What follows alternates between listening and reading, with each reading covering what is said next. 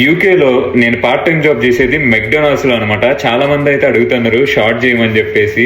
విషయం ఏంటంటే మెక్డొనాల్డ్స్ లోకి వెళ్ళినాక అందులో మనం ఫోన్ తీసి వీడియో రికార్డ్ చేసే అంత ఉండదు అనమాట. సో నా యూనిఫామ్ మీద అయితే మీకు చూపెడతా ఉంటా. అండ్ యూనిఫామ్ అన్ని కూడా వాళ్ళే ఇచ్చేస్తారు. ఇంకా మనకి పే రేట్ అయితే 12 పాయింట్ ఇలా ఉంటది ప్రెసెంట్ అయితే మాత్రం. సో బాగానే ఉంటది, కాకుంటే కొంచెం ఎక్కువ వర్క్ ఉన్నట్టు ఉంటది, మన మీద బర్డెన్ పడుతున్నట్టు ఉంటది అనమాట. ఆగకుండా చేయాలి ప్రతి సెకండ్ కూడా. అండ్ అలా అయితే ఉంటది మొత్తం కూడా. ఇంకా ఏది చెప్తే అది చేస్తూ ఉండాలి మన షిఫ్ట్ లో ఉన్నంత మటుకి. వన్స్ షిఫ్ట్ అయిపోయింది అని కరెక్ట్ గా టైం అయిపోయిందా మనం వెళ్ళిపోవడమే అనమాట. ఒక్క సెకండ్ ఉండే పరిస్థితి లేదాడ.